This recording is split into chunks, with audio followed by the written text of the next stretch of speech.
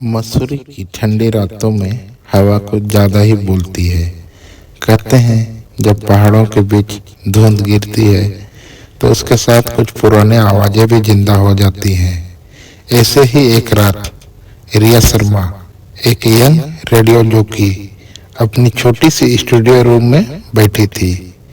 बाहर से फोक के साथ ठंडी हवा अंदर घुस रही थी और उसके सामने एक पुराना रेडियो ऑरेंज कलर में चमक रहा था।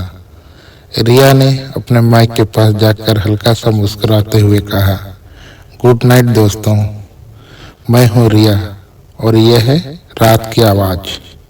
आज का सवाल है, क्या आपने कभी कोई ऐसी आवाज महसूस की है जो सिर्फ आपके लिए हो? उसके आवाज के साथ ही रेडियो के स्पीकर में कुछ आवाज हुआ। पहले तो रिया ने सोचा सिग्नल का प्रॉब्लम होगा, लेकिन अगले ही पल एक हल्की सी मेल वॉइस सुनाई दी, रिया मुझे मदद चाहिए। रिया का दिल तेज धड़कने लगा। उसने तुरंत माइक से कहा, हेलो, कौन बोल रहा है? पर जवाब में सिर्फ खामोशी थी। थोड़ी देर बाद दरवाजा खुला। मिस्टर दत्त, बंगलो का चौकीदार, अंदर आया। मैडम, सब ठीक तो है? उन्होंने पूछा। ये पुराना रेडियो कभी कभी अजीब आवाज करता है। बेंगलो का सिस्टम बहुत पुराना है। रिया ने मुस्कुराते हुए कहा, ठीक है दत्त जी, मैं देख लूंगी। पर अंदर कहीं न कहीं उसके मन में कुछ गड़बड़ का एहसास था। अगली सुबह रिया ने बंगलो के एटिक में सफाई करते हुए एक पुरानी डायरी देखी। उसके कवर पर लिखा था, नील दत्त 1998। उसने डायरी खोली तो एक पेज पर लिखा था, 14 मार्च। अगर कोई ये पढ़े तो रोजवुड विला के स्टडी के नीचे देखे। रिया ने फ्लोर के नीचे जाकर देखा तो एक छोटी सी कैसेट टेप मिली। उसने उसे अपने प्लेयर में डाला और कैसेट में से एक डरावनी आवाज आई, अगर कोई ये सुन रहा है तो समझ लो मैं चला गया हूँ। मुझे उन्होंने धोखा दिया। मिस्टर दत्त झूठ बोलता है। रिया का हाथ कांप गए। थोड़ी दूर पर नॉक हुआ। एक लंबे आदमी ने अपना आईडी दिखाया। मैं इंस्पेक्टर अर्जुन मेहता हूँ। उन्होंने डायरी और टेप देखा और कहा, मैं इस लैब भेजता हूँ, फिलहाल आप संभल कर रहिएगा। रिया के जहन में सब सवाल उठने लगे। नील दत्त कौन था? क्या उसका मिस्टर दत्त से कुछ संबंध था? रात को जब रिया ने फिर से रेडियो ऑन किया तो हवा में एक अजीब सा चिलपन था। उसने मिस्टर दत्त को बुलाया और पूछा, मिस्टर दत्त, नील कौन था? मिस्टर दत्त की आंखों में आंसू आ गए। वो धीरे से बोले, वो मेरा बेटा था, इंजीनियर था। ये पुराना वायरिंग सिस्टम उसने बनाया था। एक रात गया और कभी वापस नहीं आया।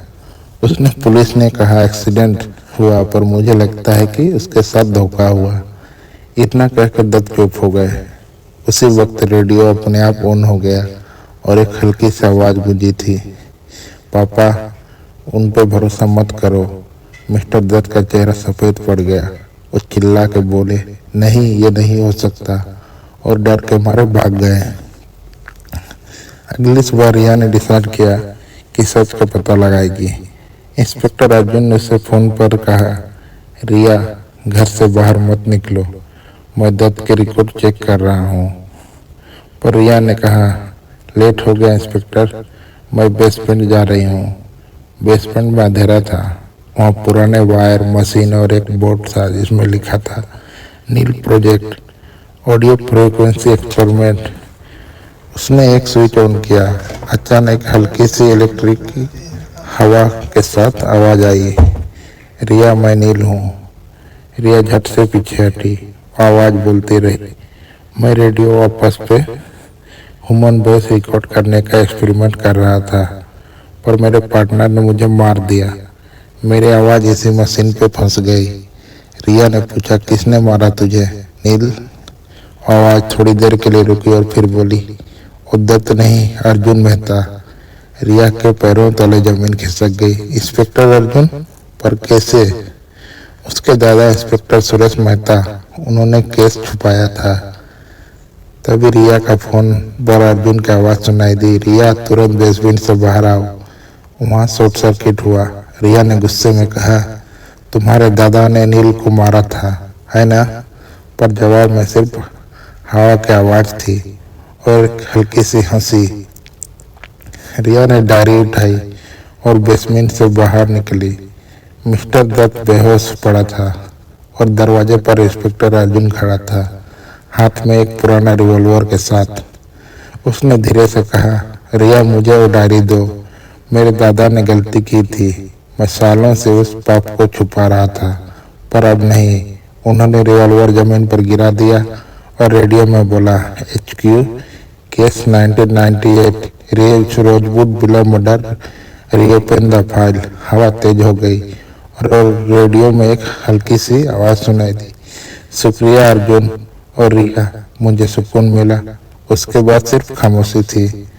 अगली सुबह अखबारों में खबर थी, 25 साल पुराना Mussoorie below murder case reopen, नए सबूत मिले। शाम को रिया फिर से अपने माइक के सामने बैठी थी। उसने हल्का सा मुस्कुराते हुए कहा, गुड इवनिंग दोस्तों, मैं हूँ रिया और आज के रात की आवाज़ में सिर्फ एक बात कहना चाहती हूँ। कभी कभी आवाज़ हवा में नहीं दिल में अटक जाती है और जब सच बोलने का वक्त आता है तो पुरानी फ्रीक्वेंसी भी जिंदा हो जाती है। और उसी पर रेडियो में एक हल्की सी आवाज़ गूंजी, गुड नाइट रिया। रिया चुप हो गई। बस हवा चलती रही और फोक के अंदर से एक पुरानी आवाज़ फिर से पीक हो गई।